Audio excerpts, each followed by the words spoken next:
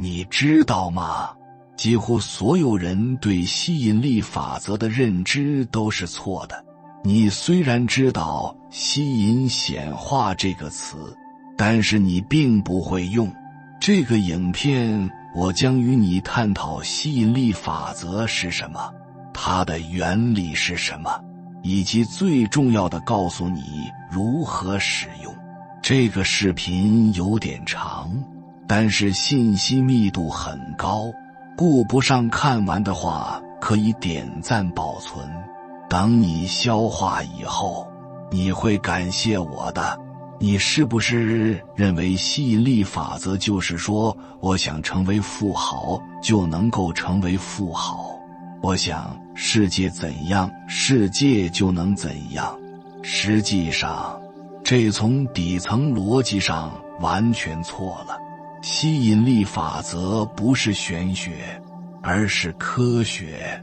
虽然这个现象产生的原理我们现在并不清楚，但是有很多证据可以证明你的思想、你的想法跟你未来的状态是有直接关系的。吸引力法则其实是你的生活状态、思想状态的一种体现，就像量子力学一样。没有人可以解释量子力学的原理，但是我们可以根据它的现象加以总结，我们可以直接使用它。就像 YouTube 的推荐算法，你不需要明白它的原理，但是你可以受益于它。包括现在所有和意识相关的现象，我们用科学都无法解释。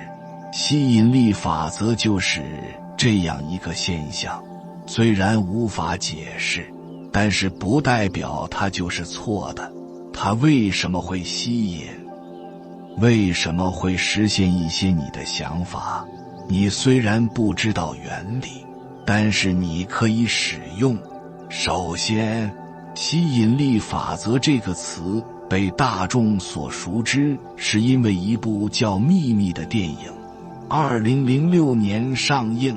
这是一部采访记录电影，影片里面采访了一些成功人士之后，发现一个他们成功背后的共同的秘密。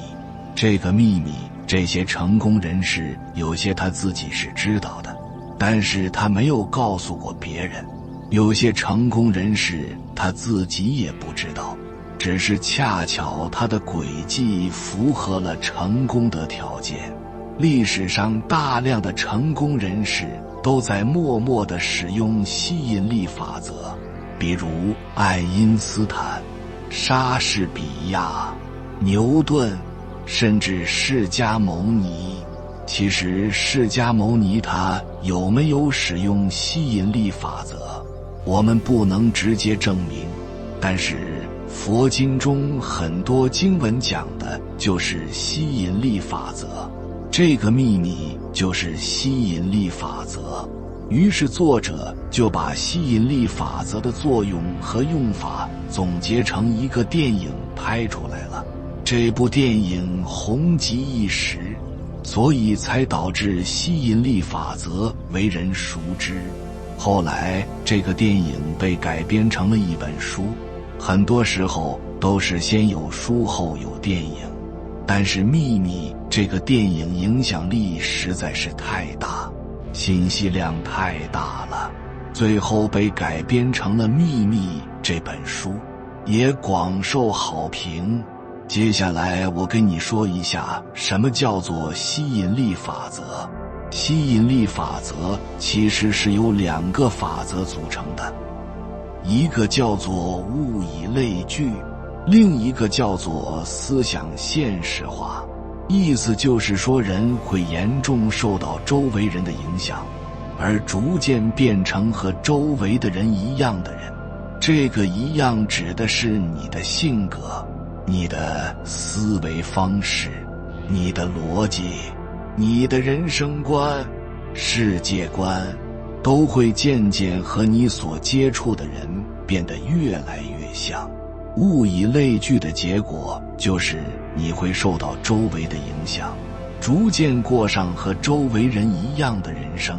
你可能看到过这样的说法：你的年收入就应该等于你最常接触的5个人的年收入的平均值。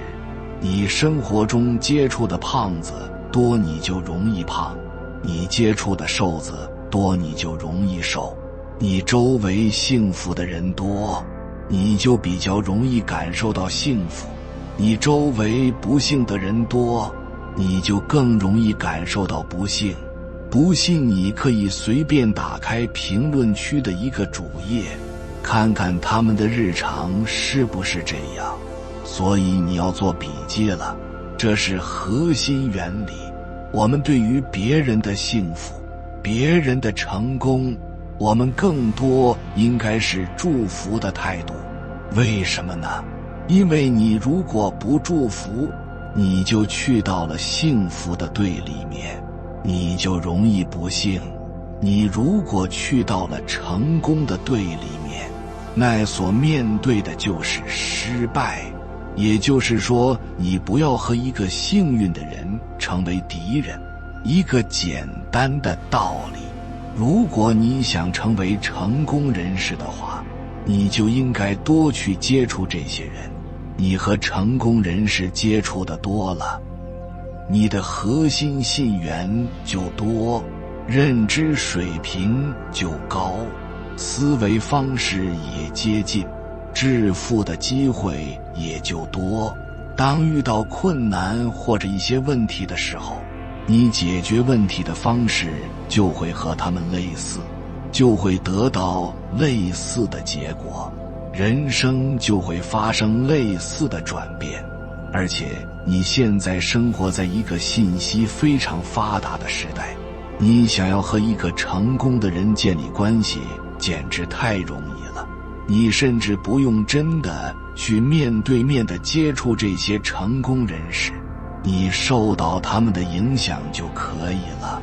我不敢说我的能量有多大，但就像你今天耐心地看到这儿，你已经得到了一些提升。看见别人的思维方式本身也是一种提升，你可以学习他们的人生态度、思维高度，而不要坐在网络上攻击别人的键盘侠。原理你现在已经明白了，你攻击成功，你就站到了成功的对立面，你就会靠近失败。你越接近成功的人和事儿，你就越容易成功。你甚至无需判断对方是不是真的成功，成功到什么程度，世间万物皆有利于你，你只需要把它的营养带走，整个世界都是你的图书馆。第二个法则叫做思想现实化。吸引力法则为什么不叫做成功法则呢？因为它除了吸引好事，也会吸引坏事。吸引来的是什么东西，取决于你笃信什么，你给自己营造的周遭环境是什么。你做一些表面功夫是不行的，你假装自己有钱，假装自己健康，假装自己乐观，这并不够。核心是你要对此深信不疑。相反，如果你心里的真实想法是，虽然我可以装得很快乐，但我知道我很丧，我不是真的快乐，那你吸引来的就是一个越来越不快乐的结果。举一个显著的例子，你可能听过安慰剂效应，给2波生病的人，一组吃真实有效的药，另一组是没有实际作用的糖豆，但告诉他们这是真实的药。这个就是安慰剂。安慰剂组最终呈现出的结果是相当一部分被治愈，这是思想的现实化。而且这个安慰剂效应并不是一种心理安慰，而是他们的身体真的康复了。所以我们要做的是尽可能保证良好的心态，良好的美好的念头会吸引来更多良好的念头，杂念会吸引来更多的杂念。好了，原理已经讲完了，下面我们来说方法论，怎么使用吸引力法则。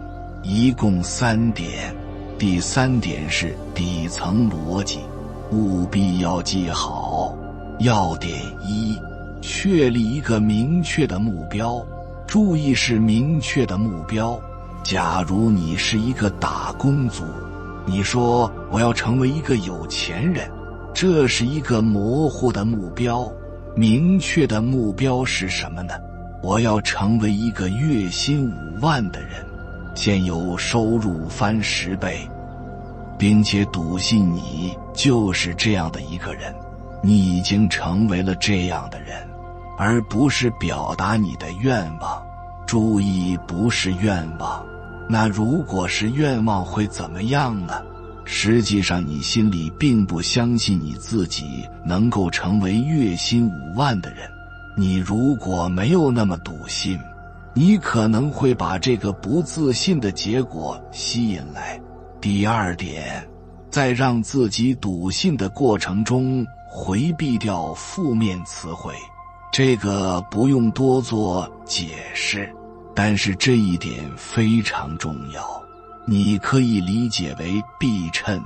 第3点是成功使用吸引力法则的一个重要核心是，把你已经完成了这件事植入你的意识。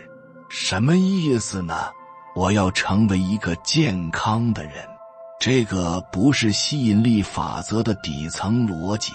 你想使用吸引力法则，你要做的是，我就是一个健康的人，我无比健康，百毒不侵，自愈能力超强，我已经拥有了健康，健康源源不断地赋能于我，我越来越健康，明白了吗？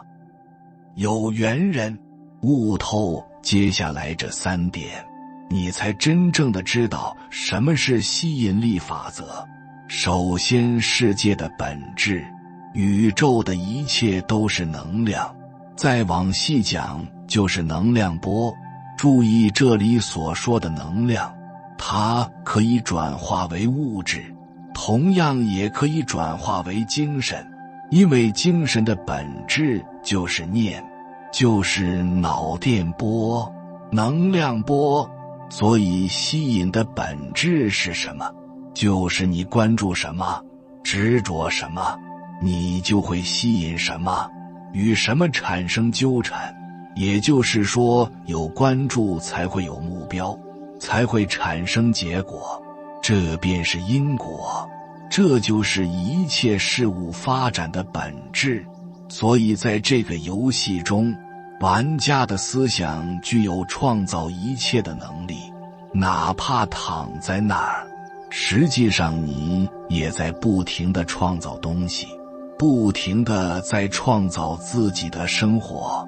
我们是用每一个简单的思想来创造未来的，无论是有意识的还是无意识的，我们每个当下都在创造着下一秒，因为这是波与波的干涉所呈现的。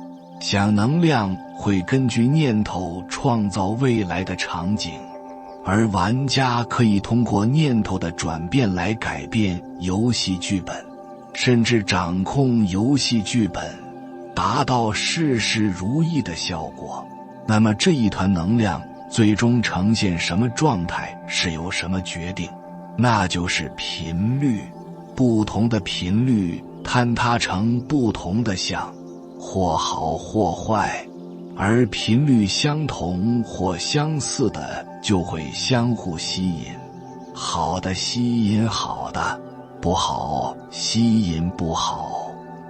就比如说你刷短视频，你会经常刷到跟自己当下情绪差不多的视频，而当你充满负能量时，也往往会去找负能量高的人，这就是频率的匹配。很多心灵课程都在教玩家如何通过自我暗示自己来获得自己想要的，这本没有错，这也叫做心能转物。但这里有一个重点，要持续发送稳定的能量和频率才能匹配。在游戏中实现游戏通关，需要了解这3个底层参数，就是玩家的心力、心量和定力。首先，什么是心力？在游戏中解释，就是控制能量强度和能量转化的能力。心力足够强大，才可以把意识显化为游戏现实。第二个就是心量。什么是心量？心量就是玩家内在的容量，也就是能容纳多少能量的上限值。这个上限值取决于你的执着度，越执着，能承载的能量就越小。心越通透，心量就越大。第二个就是定力。定力就是控制角色自身频率的能力，只有定力足够强大，才能降服自心，只有时时能调整，保持一定的频率，才能让自己与希望吸引的事物发出的频率保持一致，产生共鸣。所以让自己的能量、思想还有情感保持在积极美好的频率范围之内，才能吸引相匹配的事物。所以这也是为什么说玩家要时时保持善念。其实玩家的心力本来是很强大的，但通过5关6时，每时每刻都在耗血。而大多玩家研究吸引力法则，都是为了满足各种欲望，欲望越强，杂念就越多，心力耗泻也就越严重，频率就越不稳定。所以心量、心力、定力不足的玩家，如果长时间沉迷于各种心理暗示，执着沉迷于各种幻想，精神就容易出现问题。就好像一个玩家心力不足，却坚信自己可以飞，那最终会摔得很惨。但你不能说他的信念不够坚定，只是心力不足。再坚定的信念也只是幻想，幻象是轻松美好的，而在修养心力系统却是十分枯燥的，需要清心寡欲、吐纳疏息、存思练气、戒律忍辱等各种在线实战的方法来修养心力。这些实战的方法在修养心力的同时，也在增加心的定力和心量。定力比心力更加重要。如果心力强大，定力不足，就无法降服自心，就难免产生各种负面思想。而这些负面思想由于强大的心力，很快就会显化为负面的游戏场景。如果把玩家比作是带有智慧的能量体，我们就是能量，而这一段能量是基于你的思想情感在不断发生变化的同时，玩家又在宇宙的大能量场中，所以你发送什么，它就反馈什么。你会发现，你越担心什么，往往什么事情大概率它会出现，是因为你动念头了，它是自动化的给你反馈。你的思想情感越强烈越有力，你发送的信息就越强大，你的磁场就越强。同样，周围的磁场也会影响玩家自身的磁场。你此时此刻的生活以及我们感受的一切，只不过是以前所有你的思想行为所相信的、所感受的集合，也就是所有的能量和信息汇聚的结果，也叫万象由心造，一切皆为思想。所以你的思想就是你的游戏剧本，你创造了你生活中的一切，你是你生命的导演和编剧。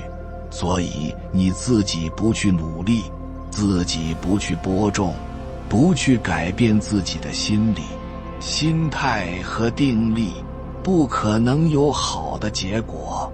即便是有好的所谓的那个结果出现，后面一定会还回来的，因为你的认知到不了，你的思想不匹配，你的心量承载不了，这叫德不配位。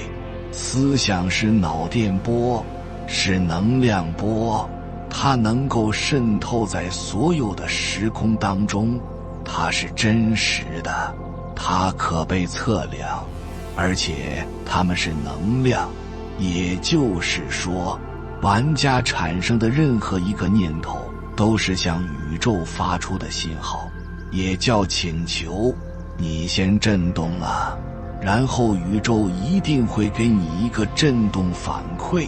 根据科学研究显示，积极的思想会刺激大脑释放更多的内啡肽，它是一种内源性的，具有强化免疫系统，让你的身心轻松愉悦的肽类物质，这个是科学已经证实的。所以一个正念、正知、正见的力量远远胜过一个负面思想的力量。所以远离消极思想，因为它会干扰、扭曲、屏蔽积极的频率，而这个频率主要由玩家的潜意识发出。所以玩家只有将正面思想内化为自己的潜意识，才有可能发出恒定持久的信号频率，才能匹配到相应的事物。潜意识存储的是过去的经验和记忆，它管理身体的所有动作。玩家的行为不是主观决定的，玩家的行为全部都是潜意识决定的。走路是潜意识决定的，吃饭是潜意识决定的，所谓的经过思考都是潜意识的决定的。玩家的自我显意识才会出现，自我显意识由潜意识决定。潜意识是你与你的最高自我在更高一个水平上的连接，潜意识是你与资源的连接，更是你与宇宙无限智慧的连接。因为从能量的角度，你们是一体的，而显意识只是潜意识的很小一部分。最后我要提示的就是，所谓的吸引力并不是让你的欲望去发出信号。现在虽物质泛滥，为了让自己快乐，更多关注的还是如何获取更多的物质。交换物质的媒介是钱，所以现在市面上为了迎合大众的心思，流行起来的吸引力法则就偏重于教大家如何获取金钱。比如很多人每天都在喊口号，我是圆满的，我是丰盛的，我要这，我要那，衣食住行，各种梦想罗列了一大堆，但这些都不过是欲望而已，而欲望会蒙蔽真正的使命。可以说大多数人都偏航了，失去航向的船会怎样？迷茫。如果当下很迷茫，一定就是偏航了。何为欲望？欲望即匮乏。匮乏之下的人很难清晰自己真正的使命，都是被贪婪、愚痴、傲慢、嗔怒等蒙蔽住了，所以向宇宙发出来的也是匮乏的信号，自然就不能显化。其实有欲望很正常，但超越欲望才是非凡。所谓的无欲则刚，比如贪心越来越小，越来越智慧，谦卑柔和的，只有在这种情况下才会显露真正的使命。何为使命？即以前播下的种子，做自己的任务，才会事半功倍，得心应手，开心快乐。很多人觉得成功要靠所谓的野心、欲望，错了，恰恰是要超越这些。当越来越清明圆融的时候，才会迸发出真正的力量，而不是一时兴起或3分钟热度。那种圆融力才是实现理想的关键，因为它清晰、持久、静定，是内力，而不是受外在影响形成的欲望。换句话说，想要得先重，比如正统的文化一直都在强调行善布施，就是这个原因。种下的种子，一方面可以显化，一方面可以催化过去的种子成熟。如果什么都不做，那就是在空幻想，空喊口号。什么时候种？就在当下。成功与快乐不是从外面索取到的，而是在利他当中积攒的无形能量。比如给人好脸色、信心勇气、微笑示人、尊老爱幼、谦卑懂礼貌、救济穷苦、爱护小动物、环境。又比如稀释对冲自己的贪婪、嗔怒、愚痴，逐步的人格才会趋向圆满，内敛外放。你想获得就给予，你真心给予的频率就是你能获得的频率。记住，你的心念创造一切，你的思想创造一切。你的内心力量富足还是匮乏？你的物质世界富有还是贫穷？你的情感世界安全还是恐惧？其实都是由你的频率所决定的。宇宙它不看你的剧情，只看你的频率。你频率到了，你想要的一切都会因缘和合而生。好的剧情就会被你吸引过来。频率如果没有到，你再怎么努力，你就是摆脱不了业内惯性，你就是破不了圈。其实宇宙最大的秘密就是频率法则。尼古拉特斯拉也曾经说过，如果你想找到宇宙的奥秘，那就思考能量、频率和振动。我们世间一切万事万物的本质就是振动的频率，我们不同的频率创造了不同的存在。像在低维度的这个剧情层面，你去改变剧情很难，可能10年抵1年。那在高维度的这个频率层面，你去改变剧情就大道至简了，可能1年顶10年。那到底什么是频率呢？我从6个点来说。第一个点就是宇宙中所有的东西本质都是波，有不明白的可以去了解一下量子物理学就知道了。波频低的它就会变成我们肉眼看得见的，也就是实体物质。包括这个手机、车子、房子，还有你看到任何你看得见的实体。我们去一层一层的去拆分到最小的粒子，它不是实体，而是一种波，一种震动，一种频率。频率高的话，就是我们看不见的，包括信号，包括电，还有人的这种精神意志。第二点就是我们人的精神，它就是松果体发出来的一种波。你意识频率低的时候，它的能量就低；你意识频率高的时候，那你就很容易觉醒。第三点就是振动频率，它只是一种意识观测，我们从不同的意识角度来观察我们自己，我们自己将会呈现出不同的振动频率。第四点就是同频率的意识波，它会产生精神共振，相似能量频率的人，它会相互吸引，相互之间进行能量的流动，相互影响。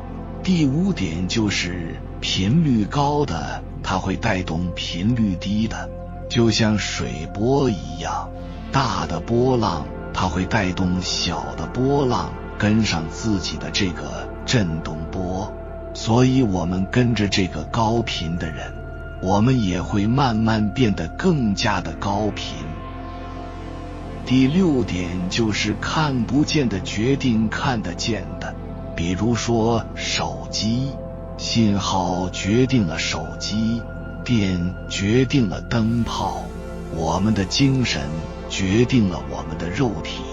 如果说我的精神，我的想法想让我自己消亡，那我的肉体它就会慢慢的病变消亡。我们人的精神频率越高，就越有机会和我们宇宙能量的这个互联网去连接，就像是你的电脑和整个互联网连接，你就会变得特别的厉害。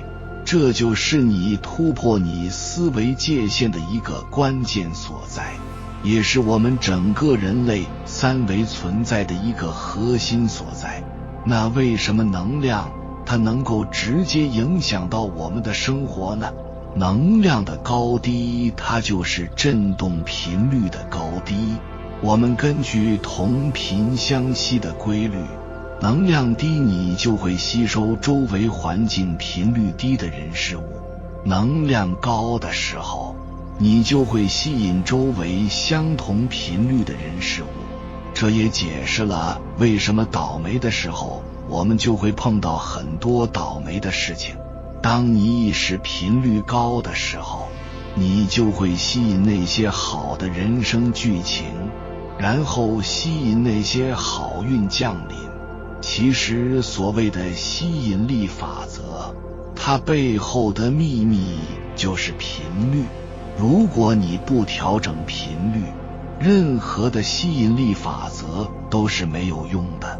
很多人他用吸引力法则就根本没有用，画虎画皮难画骨。看到这里，你想不想去调整自己的频率，让自己拥有更高振动的能量状态呢？接下来我将与你探讨如何调频。我们先说一下宇宙是怎么产生的。宇宙大爆炸从能量频率的角度来说，它就是一念起而万物生，道生一，一生二，二生三，三生万物。一开始的这个宇宙频率，它就是无限可能的频率，然后因缘和合逐渐坍缩成了万事万物的现实频率。我们的源头就是和宇宙相连了，也就是说我们具有宇宙频率，也就是说我们本自具足，我们本就具备无限可能的高振动频率。只是因为我们过往的这个情感经验、执念障碍、业力纠缠等等这些观测能量，它就导致我们宇宙频率坍缩成了我们现在的这个能量频率，形成了我们现有的人生剧情。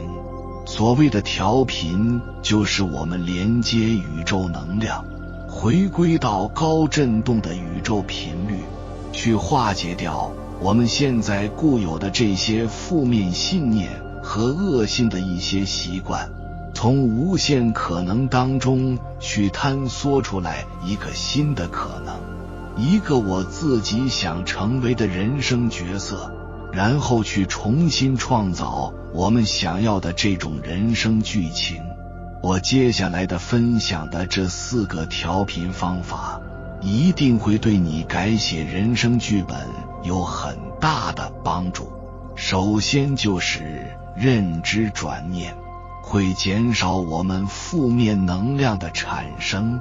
当你觉得自己没有价值的时候，你的振动频率它就会锁定在低频，吸引到低频能量的人事物。我们要用正面积极、更高的视角去看待我们生活中经历的一切。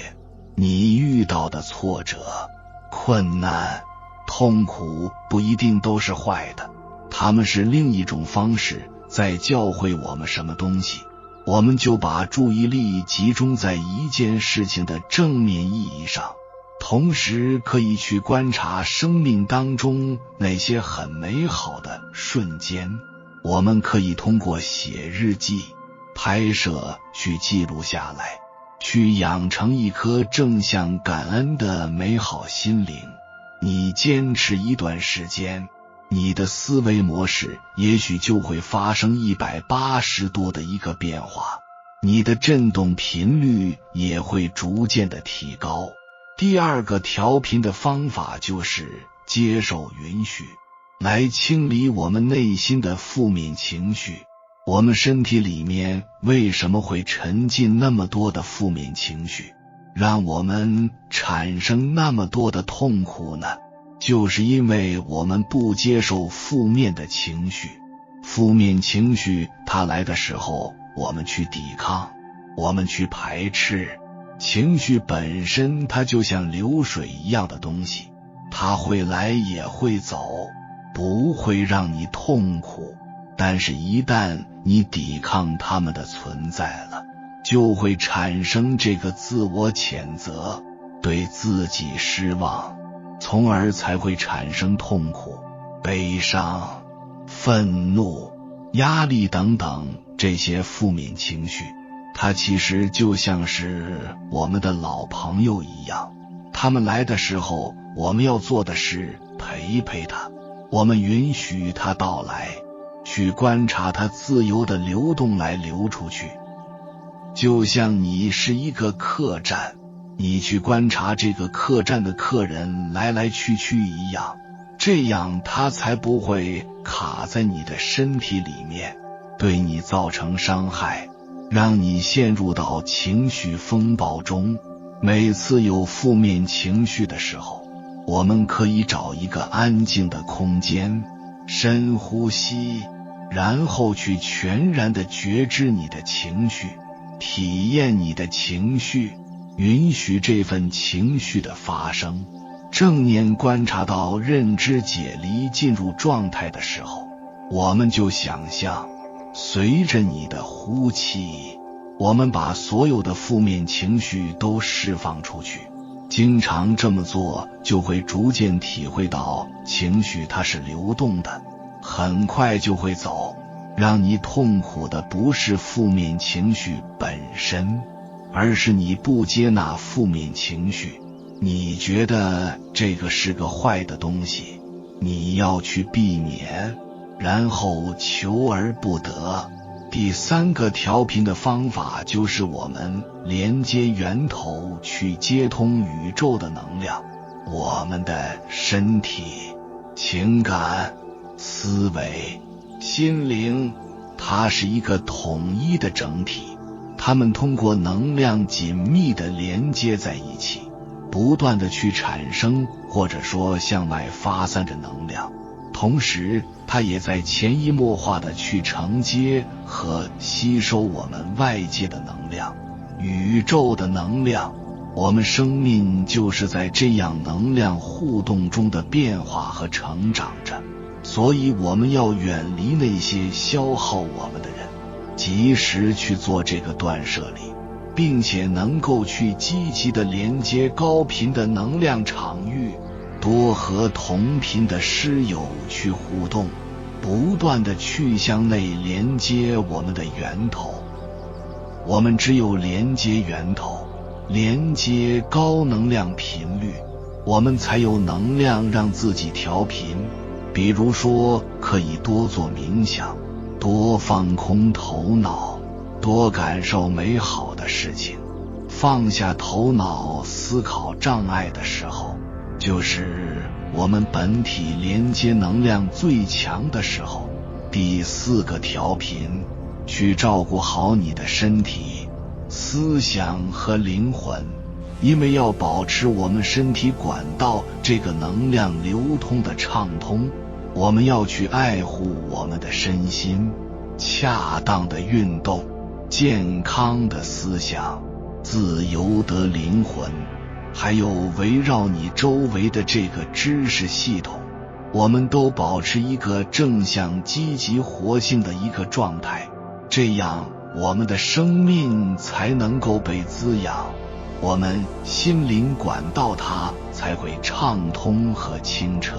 去远离那些充满抗氧化剂的超级食物，那些低频的食物，天然的维生素和矿物质，它会给你身体提供天然的活性的能量，从而建立一个强大的生命修复系统，帮助你去减缓衰老、记忆力减退、抑郁或者焦虑等等，去找到适合自己的运动，比如说跑步、骑行、游泳、健身、瑜伽、太极等等。我们可以尝试不同的时期不同的运动，去配合你的身体和灵魂的需要。